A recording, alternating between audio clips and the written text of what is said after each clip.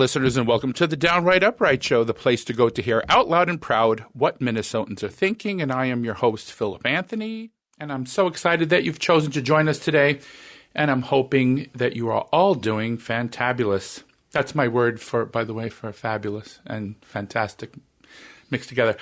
My special guest today is Dr. Patrick Scudder, who has a doctorate in educational leadership and who is the author of Please Read Before Burning, The Case for Legalizing Abortion and Anal Sex in Jamaica, and Victory of the Poorly Educated, How Trump Won the White House. Welcome, Dr. Scudder, and thank you for joining us at the Downright Upright Show today.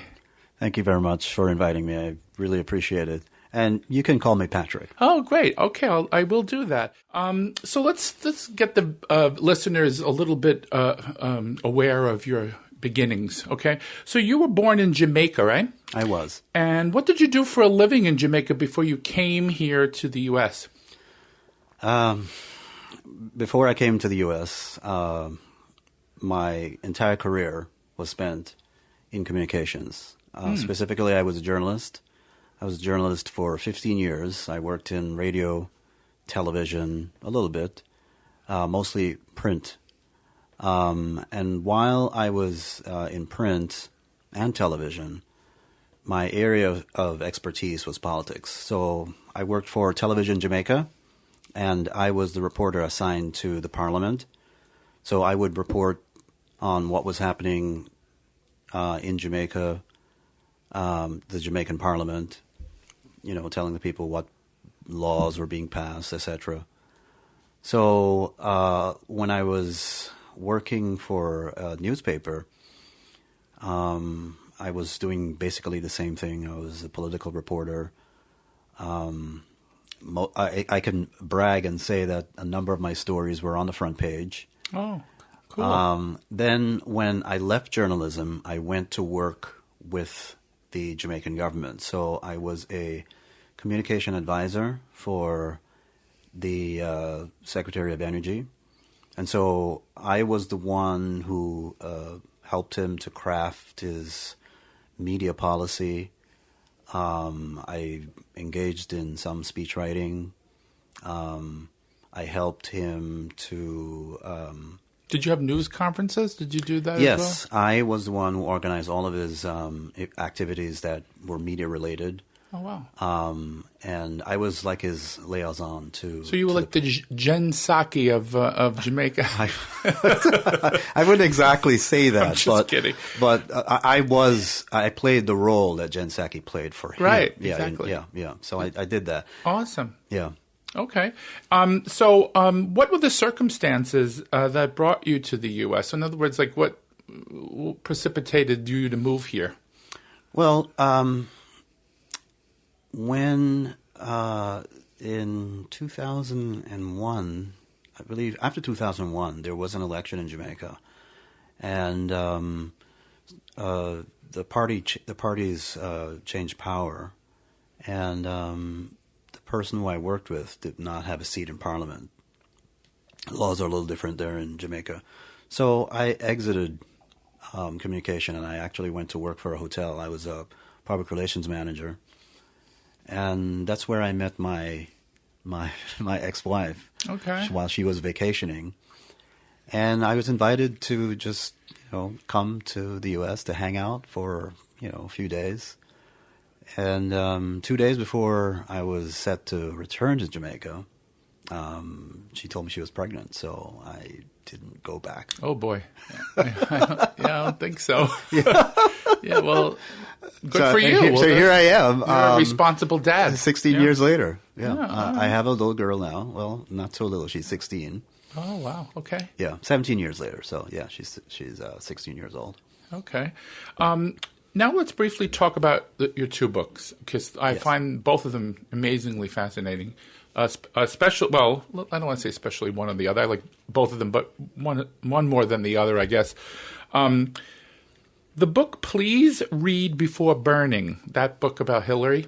Can you tell our listeners a brief synopsis of the book? Like first of all, what motivated you to write the book, and what is the book discuss? What is the a brief synopsis of the book?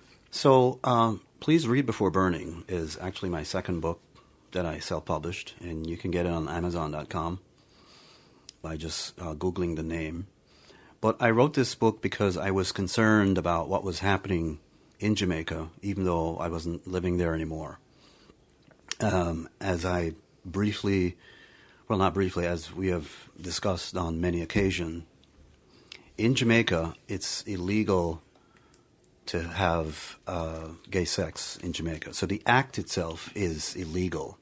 So whether you're doing it as a straight couple or a gay couple, it's illegal to have anal sex. So that's still on the books. So, but to clarify, though, because our listeners are probably more familiar with in what Americans would call sodomy laws, but sodomy also includes oral sex, but you guys don't include that, right? It's illegal under the Jamaican law to use your penis to insert it in a person's anal. That's illegal under Jamaican law. Right. How does the police know that you do that? They spy. I don't know, but under Jamaican law, it's illegal. Right. So because of that, what happens is that there are a number of people who are gay find themselves regularly being threatened by other people. Right. I will out you if you don't pay me this amount of money, or you will be shamed. So that's something that happens. So most people who are gay don't disclose that to other people. They try not to. It's really stupid. And the other thing, too, is that the abortion laws are very strict in Jamaica. So under no circumstances are abortions legal. So if your stepfather raped you, you're still expected to carry the child. And the doctor who attempts to procure that abortion can find himself in legal jeopardy, too. What about if it's like a little girl that's 11 years old? Will she have to have the baby as well, or what are the rules under Jamaican law? You're expected to carry that baby to term, regardless of the age. Regardless of the age. Geez. So I was looking at those two things, and I was writing an open letter to my fellow Jamaicans to say, look, you've got to end this. This is, medieval. Let's not do this anymore. Mm-hmm. And I knew that I was writing to an audience that was probably not going to listen to what I was saying, but I was also trying to write something to educate my friends here in America about what was happening in Jamaica so that they can understand that Jamaica is not all paradise. Mm-hmm. Behind the seas, the beautiful seas and the beautiful jerk chicken that you consume, there are things that are darker that you should know about, and in some way try to educate yourself and try to help if you can. And that was my way of helping, putting out this document so people can read it, so people can understand what's happening, and hopefully trying to force some kind of a debate. Well, yeah, and on behalf of all LGBT people, I would like to thank you for being an ally and actually writing something. See, a lot of people don't understand that allies in the world are amazing people because they're looking outside themselves. You're not gay, so to you, if you were a typical selfish American, I hate to use those terms, but there are a lot of people in this country, unfortunately, who look at themselves and whatever is good for me, what's beneficial to myself, is all I care about. And people like you, there's not enough people like you who could look at another person and say, gee, you're dehumanizing that person, Yeah. And it's funny how you were able, in an amazing way, to tie abortion and gay rights because they're both rights, you know. I mean, a woman's right to her body is a right, and a person's right to live, basically, in your country. Yeah. Here we're arguing about marriage, but over there it's just basically survival. Exactly. It's much more severe. So you know? when you hear a gay man or a gay woman here crying about the lack of rights in America, Yeah, they have no idea. They have no idea, because in Jamaica you can lose your life for that. Can you briefly, I know you told me this a million times, this story, but to the listeners, very quickly about that woman, trans woman that was killed in that club, so people can get the message of the book. So there is a story that I retold in this book about, I believe she was 17 or 18 years old at the time. She attended a party, and she was in the bathroom when she saw a childhood friend and just said, "Hey, how's it going?" And the girl was like, "Who are you?" Didn't recognize her. Because she had changed her gender. Yeah. And, well, she was in drag. Oh, she wasn't? No, yeah, she was in drag. Okay, gotcha. But this was a very feminine man, if I could say that. So she did not recognize her. But then after that encounter, she went out of the bathroom and outed her. Now, when I say that, I don't know if it was done maliciously or not. It's still not clear to me. But what happened was, afterwards, it was very horrible, because she was approached by, dozens of guys who attacked her, beat her, and threw her under a car and drove over her, and dumped her body in a ditch.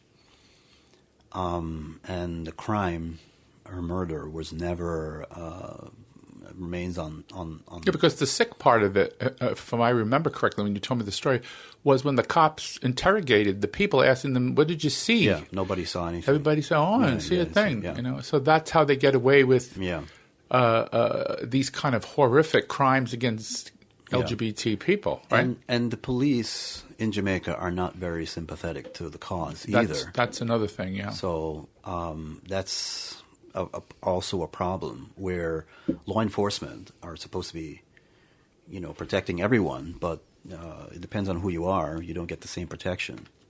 So that was kind of sad to learn about that, and I thought that it was something that I needed to include in the book, so people can understand that this is what's happening in Jamaica. Yeah. Sad to say, my home. But I just have to tell people this is what's happening. Right. And again, this book is available. Is it in paperback form, or you only get the audio version? No, the book, because I self-published this book, it's only online. You have to use a Kindle version. Okay. But you can go online on Amazon and find it. Okay.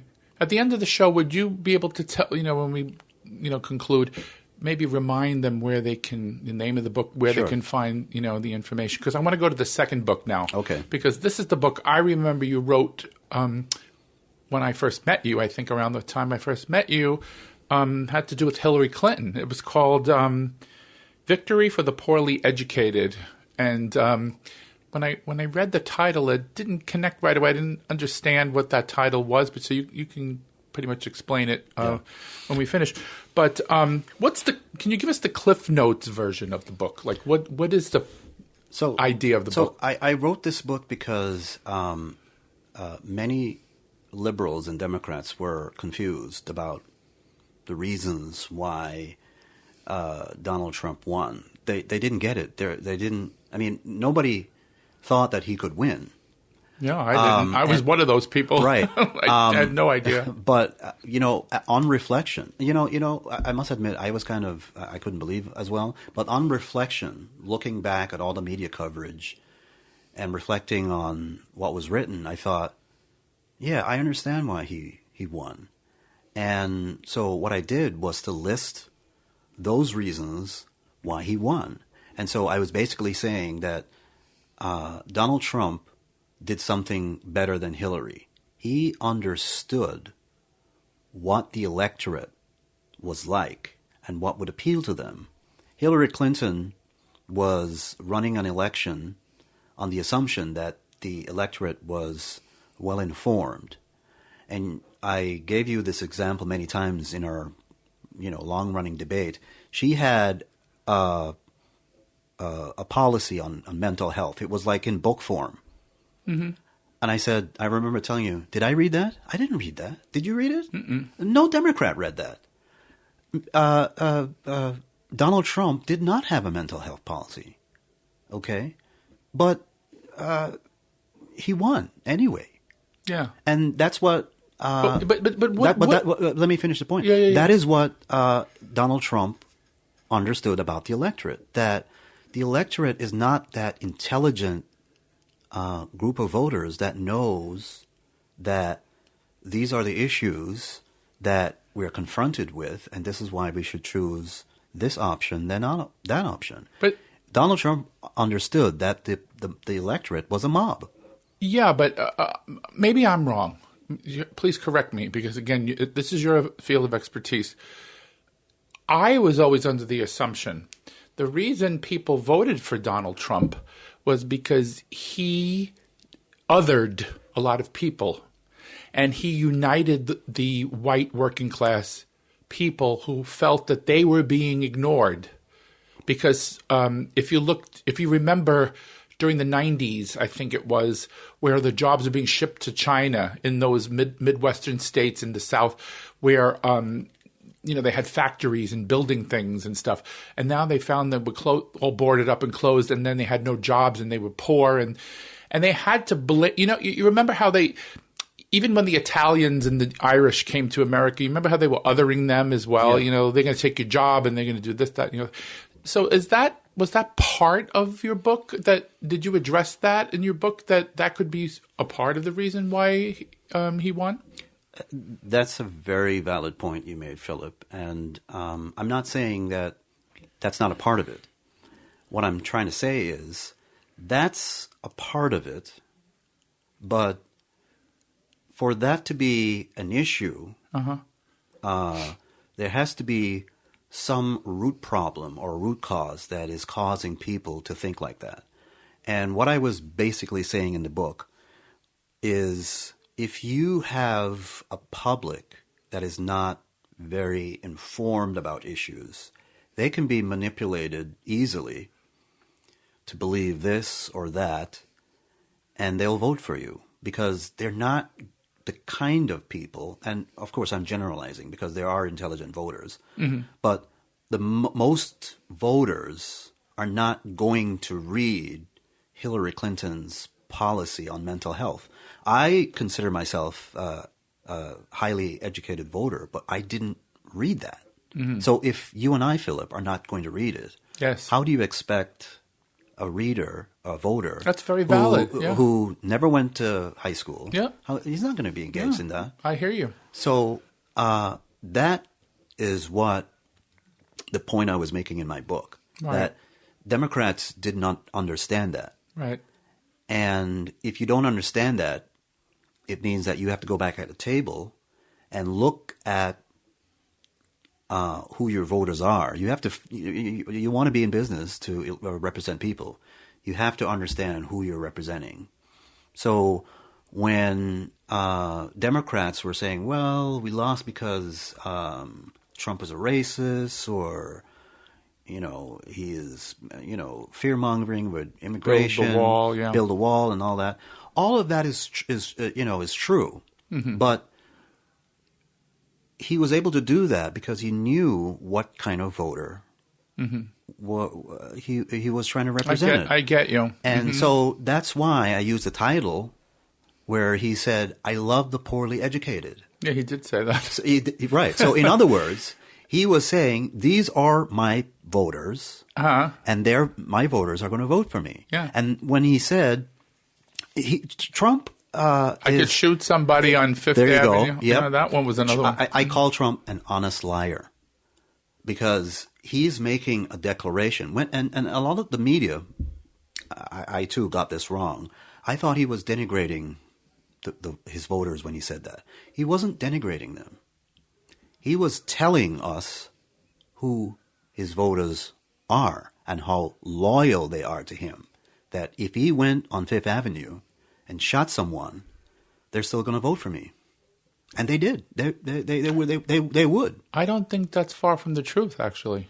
I really don't think so. I mean, and this is really the scary part, is if he really let's play devil's advocate. Let's suppose he shoots somebody tomorrow on Fifth Avenue. How many voters will he lose, Patrick, do you think? Well, we can say, because we know this happened for a fact, that after the insurrection that happened at the Capitol, he was impeached for that. And his peers in the Senate said, yeah.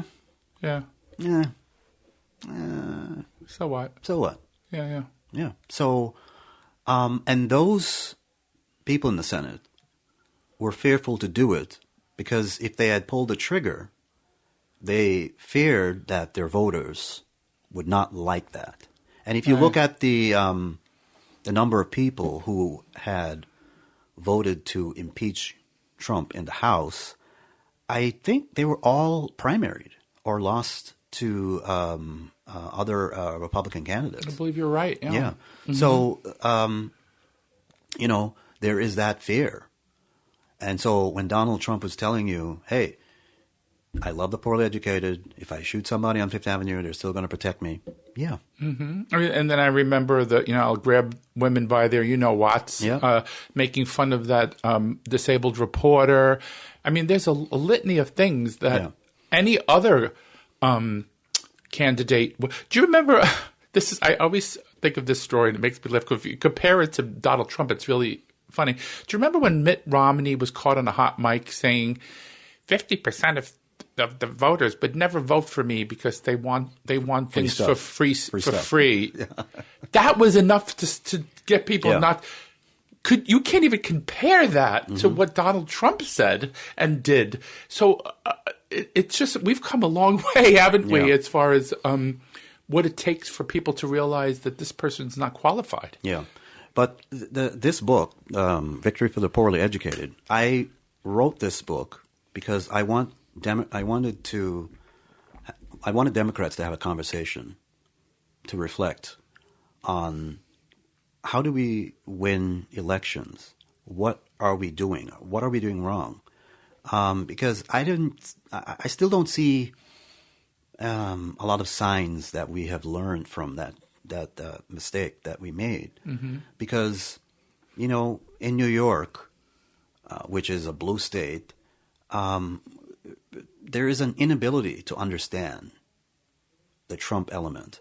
But maybe in Ohio, where there are poor white people, those people there, Democrats, should be able to understand what's happening.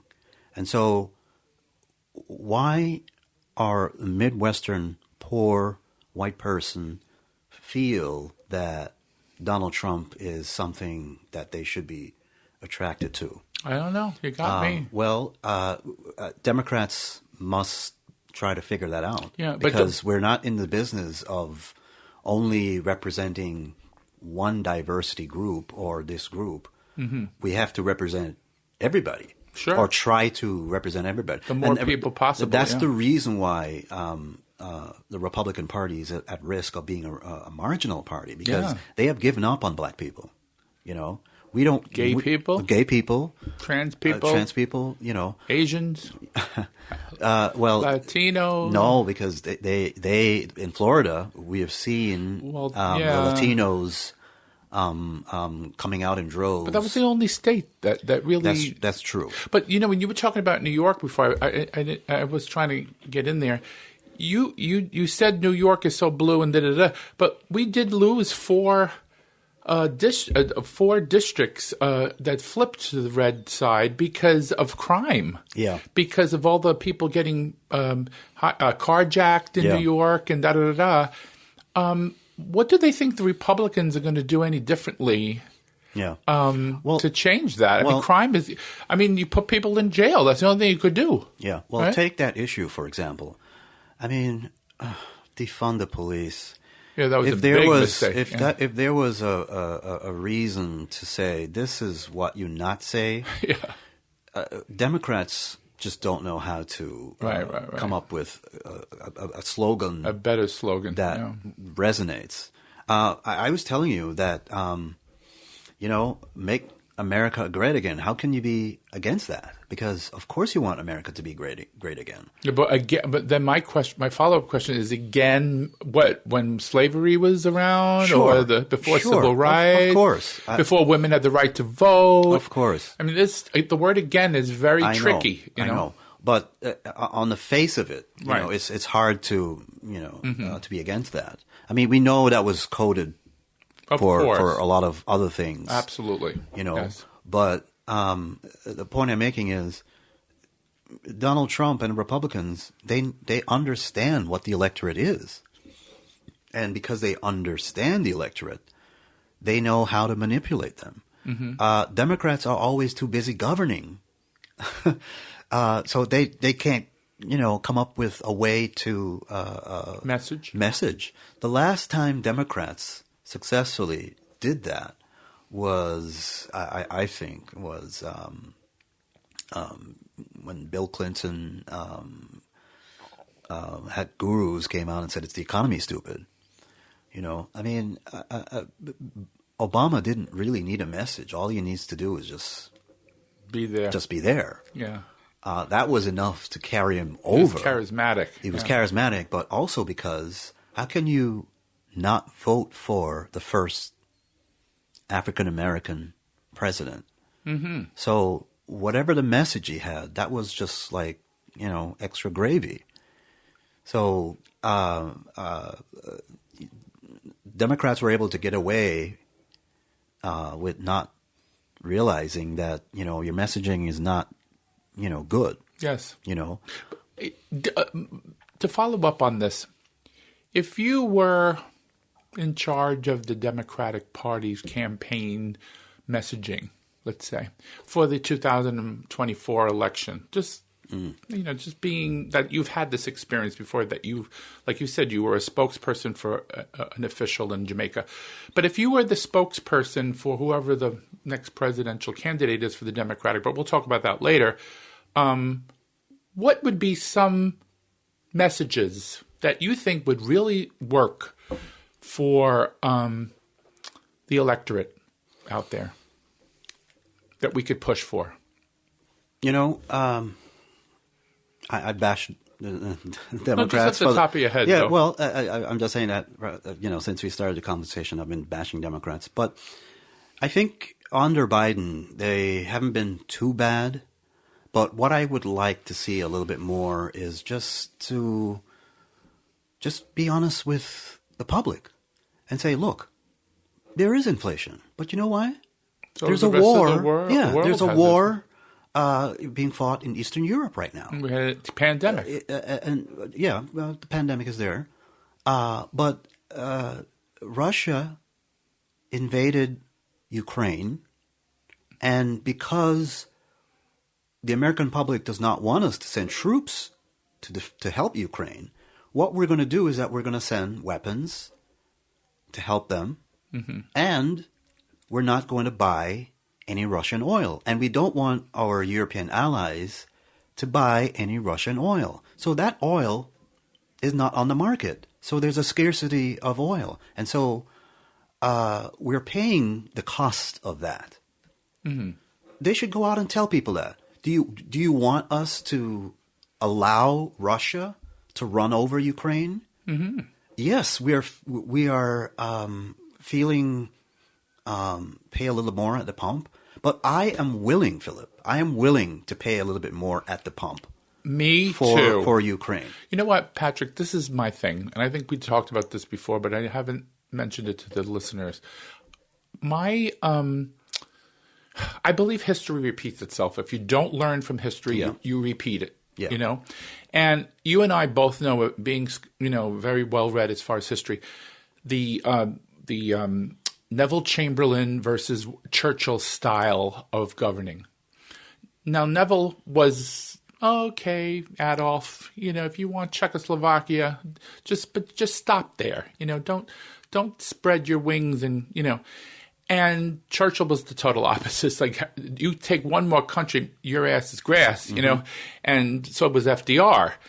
Why aren't we learning that? Don't they realize because if Ukraine falls, just suppose, they're on the border of Poland, which is a NATO country. Yeah. And also other countries it would be, what's the other country down below? I'm not even good with geography, but there is another country there. That could cause World War III. So isn't it better to prevent war before it starts? Do you follow what I'm saying? Yeah. No, what do you think of that idea? No, I agree with you 100%. I just think that Democrats should be more open to the public about explaining why they are paying more for gasoline. Absolutely. But Biden has also done the correct thing in releasing oil from the Strategic Oil Reserve. I think that he should probably do a little bit more to appease the oil companies for them to release more oil on the market, because for some reason they're holding back in exploring new areas. They're still upset that they didn't get the pipeline or didn't get to drill there or there. But there are many applications for drilling that were awarded to oil companies that they're not using. Right. And I think that maybe if negotiations don't work, well, maybe Biden should say, well, if you got an application to drill and you're not using it, we'll take it back, or there's a tax or something like that.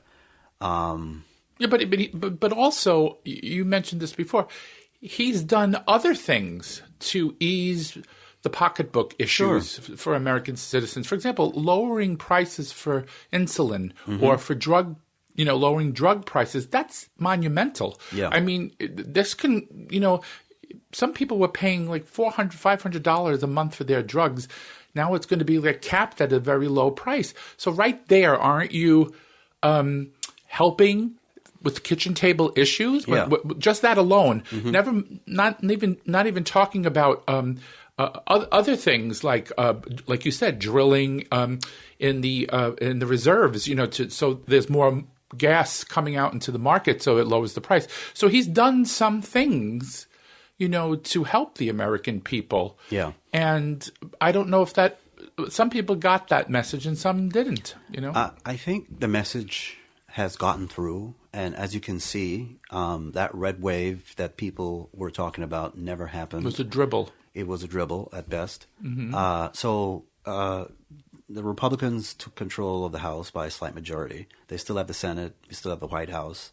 And that was because Biden has been able to do a number of things, pass legislation to allow people to get access to infrastructure. There was the bill that allowed people to get a stimulus. COVID relief. COVID relief. So there were many things that Democrats got right, and that went through to the public. And also the danger that Republicans sent by standing by Trump and those people who were election deniers. I think when Biden was using that speech instead of pocketbook issues, people were a little confused over why he was spending so much time on that. But it actually worked. Yeah, because these issues would mean nothing if you don't have a democracy. Exactly. So, but that's a good segue, because now we've come to the part of the show I like to call the shift, where I shift the questioning away from the books you've written and into a discussion on current events that may or may not pertain to your expertise. Okay? We'll try that. Can you give our listeners your opinion? Now, this is all opinion. obviously. So your opinion about what the results of the midterm elections mean. Did the American people send any particular message with those results? So we kept kept the Senate by it's 50-49, and if Reverend Warnock wins, it'll be 51. So actually, we'll pick up a seat. The House is like literally a hair ahead. I think they're like 4 seats ahead, 5, something like that. So what was the message? Tell the listeners what you think.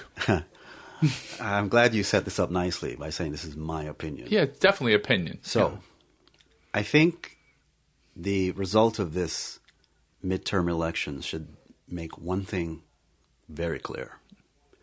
All the speculation about who should run in 2024 was answered. And I believe if Donald Trump becomes the nominee for the Republican Party in 2024, our nominee should be Joseph Biden. Why? Because Biden has shown that he is a good Democrat. He's a good president. Look what happened in the midterm. When Bill Clinton was president, in his first term, he lost over 30-something seats. Same thing happened to Obama. Same thing happened to George W. It did not happen under Biden. Yep. Why? Because Biden, as soon as he got into office, he picked up the biggest piece of legislation and decided, I'm going to pass this because it's going to be important for my reelection. Uh-huh. Okay? And, when a lot of people have been writing him off and say, oh my gosh, this old guy, what are we going to do? And I'm like, remember, during the primaries, I was telling you, Joe Biden is going to be the nominee. You're like, no, he's not going to make it. I'm like, no, he's going to be the nominee. You're right. And I was right. I called it. Well, you're the doctor and I'm not. He got it. You're missing one thing, though. What? And I'm going to play devil's advocate just for a moment. Mm-hmm. The only missing ingredient that you're leaving out between, George W. Bush. Well, George Bush won his seats because of 9/11. Let's just put it there. Okay. So let's eliminate him. But Obama lost 40 seats. Yes. Clinton lost 50 seats or whatever. Everybody lost seats. Yeah. Yes, it's a fact. But President Biden is going to be 80 years old sometime this month. So what? I know, but what? But Biden is the antidote for Donald Trump. No, yes. So I don't care. They're already spreading rumors that he's senile and he's too old, fragile. I'm hearing all of these terms. Okay, here's another thing that I think Biden needs to do, and a lot of people forget about this. Remember, Biden was born with a physical impediment. Yeah, he's a stutterer. Yeah, that's true. So whenever he's talking, he's also physically restraining himself from not stuttering to speak. Yeah, and that's why absolutely. And that's why he misspeaks or will say something that is incorrectly, because every time he is speaking, he's trying not to stutter. Yeah. And I wish he would. No, that's true. I wish he would remind us about that, because Americans like an underdog.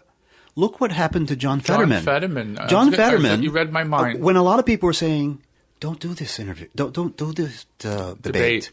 You just had a stroke," and I was in the back of my head saying, "No, go ahead and do it.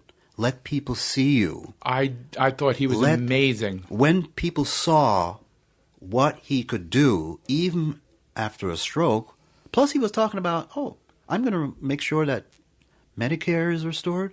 How can you not vote for him? He got a lot of sympathy vote. Mm-hmm. So I think Biden should use the Fetterman card. I think my favorite Fetterman line, and I think it's your favorite too, is when he said, my doctors have told me I will get better, but Dr. Oz will always be a con artist. He's never going to get better. I just love that. I mean, to me, that was the line of the century. And then when he won and he came out on that stage, I had a tear in my eye. I remember watching it and saying, because I told my listeners this on my last show that, I got my cancer had come back. And does that mean I would never be a good president because I had cancer? I think we have to stop looking at people's disabilities and saying they can't do. I mean, obviously there are some disabilities you don't want in certain professions. Absolutely. But John Fetterman doesn't have a problem thinking or understanding. His problem is enunciating or bringing his thoughts out. But he knows what he's doing. Does that make sense? What I'm saying? Yeah. Like he has a trouble verbalizing. I guess that's the term. And just a shout out to glad you're doing well with your treatment, Philip, for that scare about your cancer. Yeah, thank you. But you'll be great. But listen, if for some reason Donald Trump does not become the nominee for the Republicans, that's where I will agree with you. Perhaps somebody should jump in. There should be somebody else, because I don't know what a Biden candidate will do against Ron DeSantis or what's his name? Josh Hawley, or some other nutcase. And remember, Biden will not have the protection of being in my basement because of COVID. He has to be out there campaigning. Mm-hmm. He has to draw crowds. He has to be out there campaigning, So in that situation, I agree that perhaps he should step aside. However, I feel that if Trump is the nominee, the antidote is Biden. Mm-hmm. Okay. I don't care. I think I agree with that. Yeah. But the next question I wanted to ask you is, it took over a week to finally find out that the Republicans will take control of the House of Representatives by a very, very small margin, right? However, instead of dealing with inflation and the other issues they ran on, they're going to spend the next 2 years investigating Hunter Biden, Dr. Fauci, trying to impeach some of Biden's cabinet members, and possibly impeach the president himself. What are your thoughts about that? That's a big mistake, isn't it? But they're doing it. You know what? I'm not sure what they're going to do, but if they plan to do that... That's what they said they're going to do. Well, it's going to be a mistake. Remember what happened to Bill Clinton when they impeached him? That's what I was going to say. His popularity went up. Yep. The people don't care about Hunter Biden. Why suddenly Republicans have grown a hair of ethical strain? Were they concerned about Jared Kushner and Ivanka? Yeah. When they were working in the White House, they weren't concerned about any ethical or moral boundaries. And they forgot to even mention the guy was a drug addicted. He was on drugs and he was addicted, and he probably did things like he didn't even know he was doing. Because remember, even the thing with the gun, he got an illegal gun. Somehow he lied on his application. I think that there's an investigation into Hunter Biden over a application he made to get a gun. Right. And if you are a drug addict, legally you're not allowed to own a gun. But then I'm thinking... But Donald Trump overturned that law. He made it okay for any mentally ill person to get a gun. And I'm thinking, okay, suddenly Republicans are favoring gun control now? Because I thought... I know, I was going to say that. I thought that Republicans believe that even if you were mentally ill, you should still... Get a gun. Should have a gun. Yeah, everybody should have one. Right. But if that's the crime that they are looking at where Hunter Biden is concerned, okay, guilty of something, he should pay a fine, and let's go on with our lives. As far as his business dealings, I don't, look, it's a lot of these children of public officials. we all know that they're trying to trade on their parents' name. Oh yeah, and that's it happens all the time. It happens though. all the time. Is it ethical? Probably not. But is it legal? Yes. Yeah. So I don't know where they're going with that, but good luck. Yeah. I don't know how that's going to connect to the American people. I mean, No. It doesn't, like we talked about before. Kitchen table issues. They want to know. First of all, you ran for 24/7. Watch Fox News. Inflation. The border. Inflation. The border.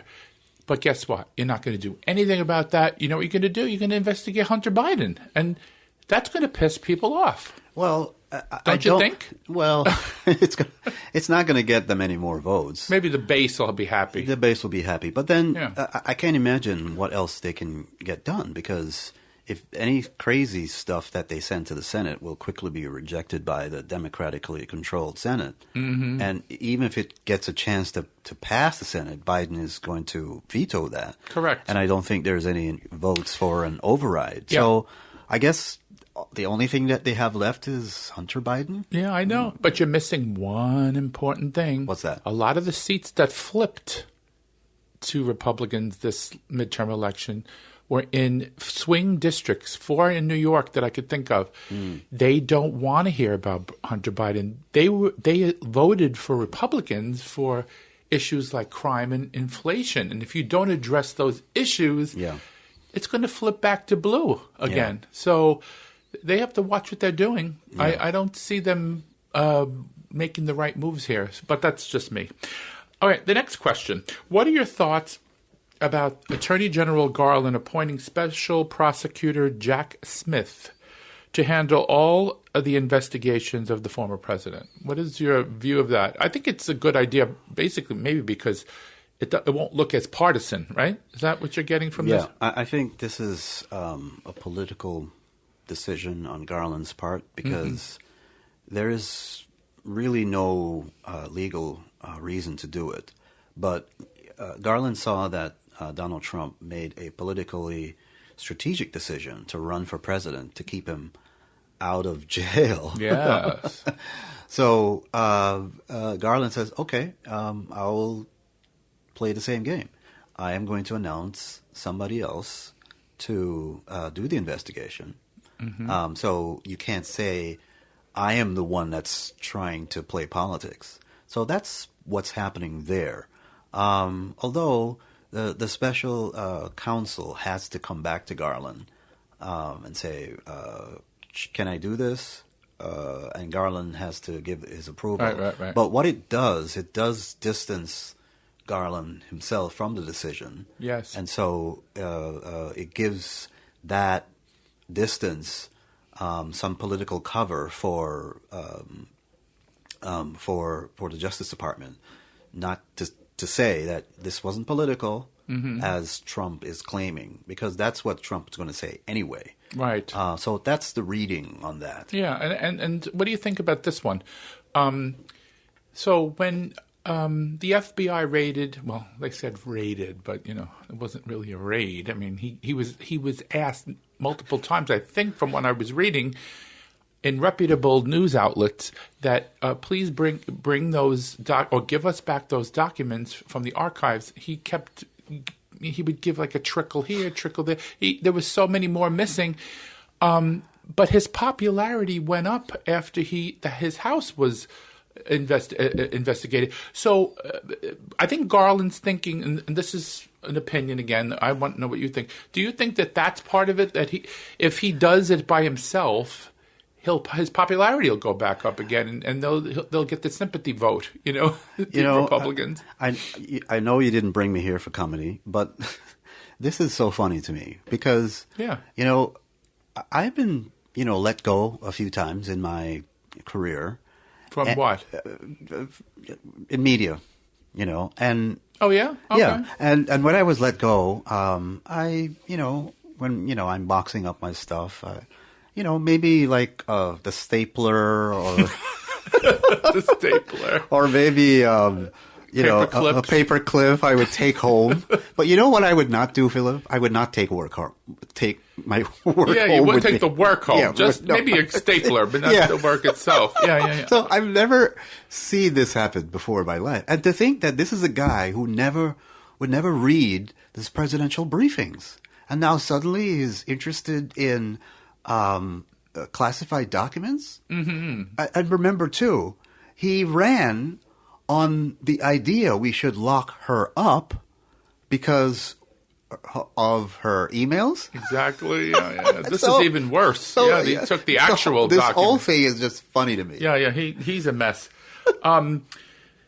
It is funny. It's funny. You can't make this up. It's comedy. It's comedy. Do you think the twice impeached former president will win the nomination of the Republican Party? And do you think that President Biden will win the nomination for the Democratic Party? What do you think of those two options? Do you think that one will win, one won't? Or what do you think? It's still too early to tell, Philip. Yeah, no, this is all opinion, though. Yeah. Because I have my view, but... Well, Yeah. And I'll repeat what I said earlier, if Donald Trump gets the nomination, Joe Biden should run.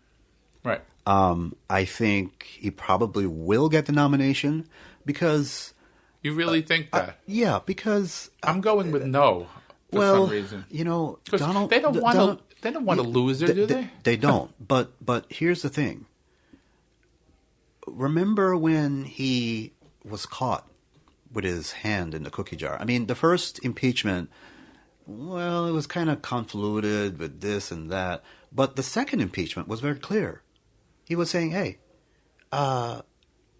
investigate Biden, and I give you money to defend yourself against Russia. If you don't do that, you don't get any money.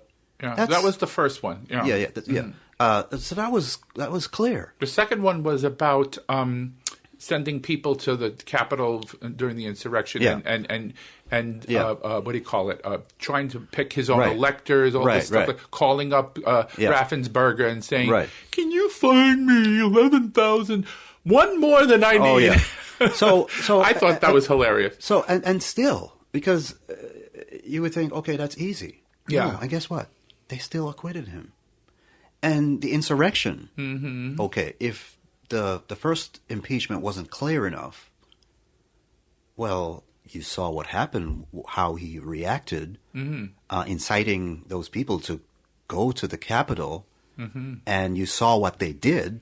The film It is was there. just a tourist excursion, according to them. And still, they did not impeach him. They were afraid. Why do you think that they're going to behave any differently, Philip? They're not going to change their behavior. No, they're not. I don't think that Ron DeSantis wants to get into a war with Donald Trump. But he will. Well, there is one mystery figure that could, I don't know, and maybe not, because I don't know Mike Pence. But then I'm thinking, why does someone? Did you watch his interview on CNN? I did not watch it, but I have to say, I say to myself, why does someone want to court those very people who were chanting "Hang Mike Pence"? With the gallows in the front of the building. If he wants the nomination, he has to win those people. Not happening. But I still don't know what Mike Pence is going to do. I have no idea. Well, I think if he decides to coalesce or conspire with party grassroots and leadership, not to get anyone else to run, which means that the votes won't be split among rivals, and then allowing Trump to go in. So everyone lines up behind Mike Pence, and then it becomes 1-on-1, and so he gets to beat Trump. Yeah, but the RNC is going to do something. I'm going to tell you what they're going to do. Can I tell you what they're going to do? What? And you agree or disagree with me. They are going to do everything in their power. Because remember, the last time he ran for president in 2016, when he was, the new face on the map, there was a huge dais full of people. So the vote was being diluted. Donald Trump has the RNC in his back The pocket. RNC is going to turn around and say, okay, Ron DeSantis, you run, and everybody else, I want you out. I want it to be between the two of them, and then so he'd have a better chance. What do you think of that? Well, they have to be careful now, because even though Donald Trump has the RNC in his back pocket, remember the RNC has to be independent. They're supposed to be organizing the race neutral and picking They whoever have to wins. be, yeah. But and that's why I come back to the mystery of what Mike Pence is going to do. I don't know, but if Mike Pence sits down with all of the people who are important in Republican circles, like donors and grassroots supporters, if he gets them to say, look, just don't get into the race. I'm not asking you to back Trump or to run or to do this. Just don't get in the race. Allow me to face him. And so that way we don't split the votes, because that's how Joe Biden won. I was going to say that Biden, because you had Buttigieg, you had Bernie, you had Klobuchar, you had the whole gang, and after the shellacking in South Carolina, Biden's people were calling them. Yeah. I don't know if it was Biden's people or the DNC calling them and saying, you know what, if you want Bernie to win, because Bernie's going to win if you don't drop out, because Bernie would have won. If Pete Buttigieg and Amy and the whole gang stayed in the race, I think Bernie could have possibly won. Probably. Because he would have, he's got the left on his side, Well, if you looked at the calendar at that time, and you saw the number of races that were coming, they were all southern races.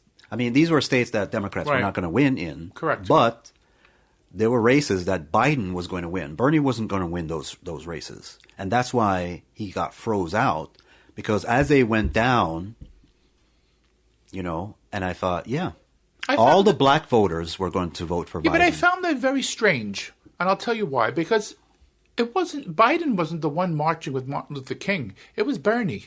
They have pictures of Bernie with Martin Luther King marching during the civil rights movement. So what? Yeah, but isn't that a motivation for black voters? To say, look, this is a man that's got my back? Yeah, but remember... I don't know, I'm just guessing. No, and that's sentimental, but that's not what will carry the person over the line at the end of the day. Remember, people of color are thinking, okay, how do other white people see Bernie? They see him as a socialist.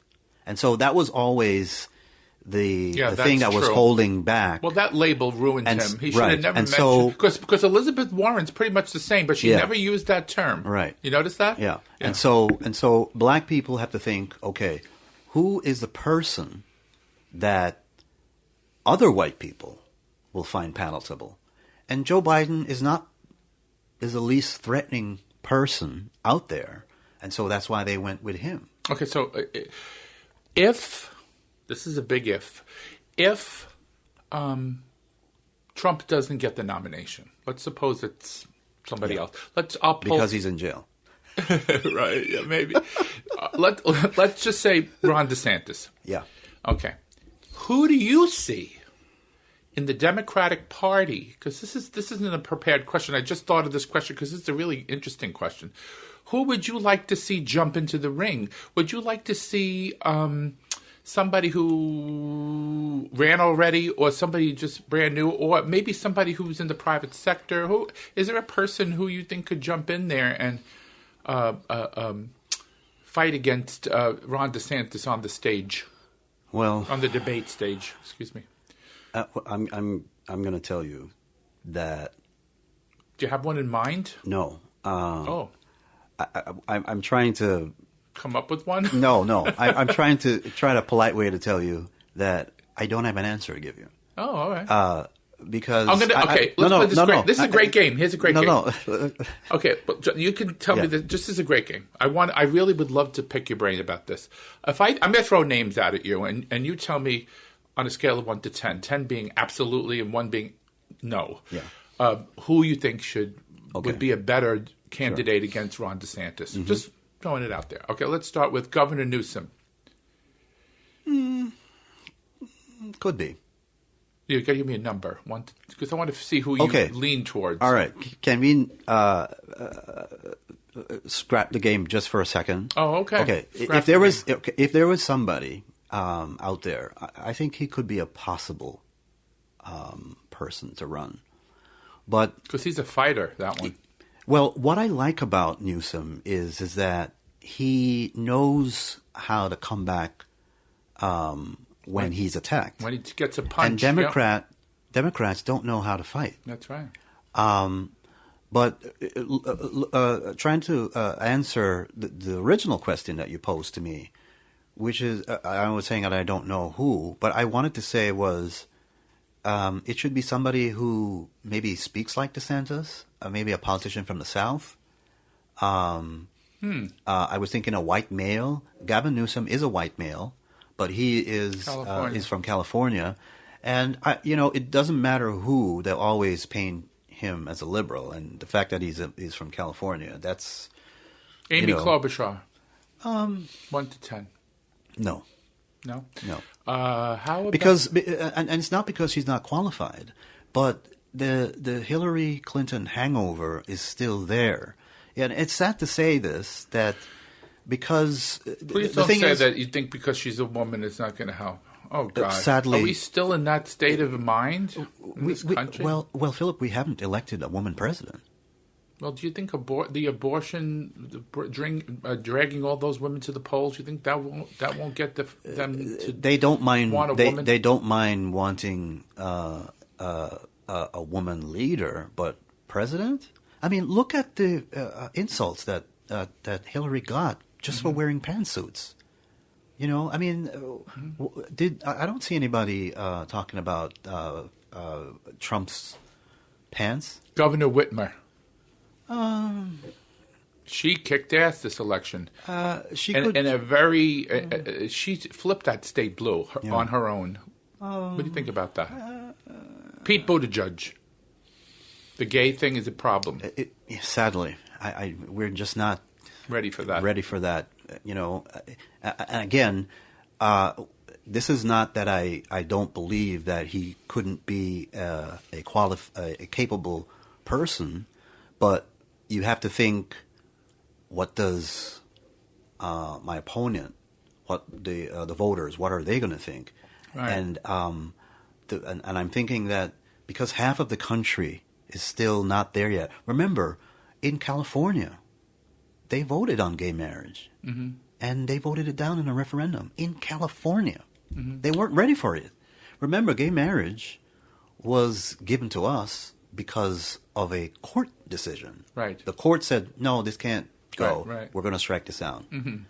The public were given that opportunity in California, and they said no. Yeah. So I'm not sure that the public is ready for that yet, sadly. Well, how about, let's just tune in and see who they pick. Because, there's even the governor of Colorado, Governor Polis, who's also a gay man, who he swept Colorado. He did really well, and they were talking about him jumping into the ring. So there are a lot of possibilities. Yeah.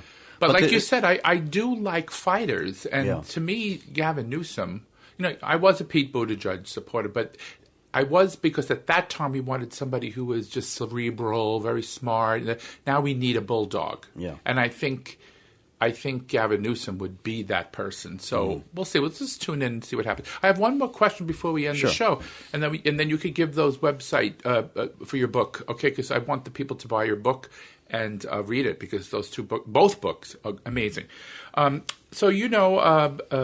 First of all, what is your opinion of the Senate passing the Respect for Marriage Act in a bipartisan manner? 12 Republicans crossed over to vote for it.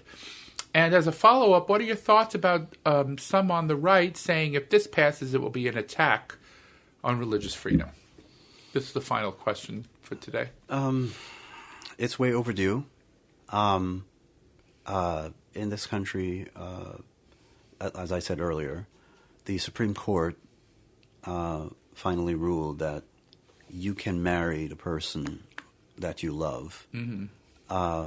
And 40 years ago, they said that a woman has a right to privacy and get an abortion when she feels that that's her doctor and her come to that agreement. But that got overturned. So isn't it scary? It's kind of scary. And attached to this piece of legislation, too, which a lot of people don't think about, but in 1959, I could not marry the person, the person who I was married to. Mm-hmm. So that was is an important part of the legislation that was added to it. Yeah. So I think it's a great way forward, because America is the place where you're supposed to respect other people's personal decisions. Mm-hmm. Yeah. And that's why the subsequent decision to strike down portions of Roe versus Wade is a step backward. So I'm hoping that a future court will remedy that mistake. Yeah, I do too. That they have done, and so all states will go back to what it was before. Yeah, I think it will eventually. But don't you find it interesting that Governor, yeah, sure, Justice Thomas, who happens to be in an interracial marriage, left that out when he said we need to revisit Obergefell, which is the gay marriage bill, and we need to revisit contraceptive rights, and et cetera, et cetera. But he left out the very law that protects his marriage was when that was Loving was over. The Loving case was decided. So why do you think he left that out? It was okay to attack gay marriage, but not his own marriage. Which I am. Isn't he amazing? And his wife was involved with the insurrection. They have her on the telephone calling up people, and I just find this whole thing. That's why trust in the Supreme Court has dwindled to like 5%. Yeah. It's just, it's really sad. It's really sad. Anyway, Dr. Scudder, Mr. Patrick, however you want me to call you, you're amazing. Thank you for. I hope will you come back on the show and do this again sometime? I will. Because I think this was fun. The next time we could just talk about whatever issues you want to talk about. Is there anything I left out that you wanted to talk about before we close the show here? No, but I just want to say that if you want to buy any of the 2 books that were mentioned, please read Before Burning, The Case for Legalizing Abortion and Gay Sex in Jamaica, or The Victory for the Poorly Educated. Both those books can be bought on Amazon.com. You can just Google my name, Patrick Scudder, and you can Google my name on the internet, and that will bring up the books, and then you can go to Amazon. They're reasonably priced. They're below $6, and I did that deliberately because I'm not really trying to profit from them. I just want people to get the message out. Well, I want people to get the information. And I wanted to get the message out. So, that's all I have. Well, thank you, Dr. Scudder. I'm just, again, I'm very happy that you came because we've been friends a long time. This is full disclosure. And your expertise was really, really enlightening for the show. And I hope you do come on the show again in the future. And to the listeners, I'd like to thank you all for tuning in to the Downright Upright show. We will be, doing 2 or 3 a month from now on, again, hoping that my health continues to improve and you're doing great, by the way. Yeah. I mean, I couldn't tell that you're on treatment. Well, when I got the news, it was, I went into a spiral, everybody would, a depression. But when I got the news that it didn't spread and that the doctor's very hopeful, that made me feel better. So I think I went from ready to, swallow myself in, whole to being very happy. So thank you all again for tuning in, and thank you for all the prayers and all the well wishes.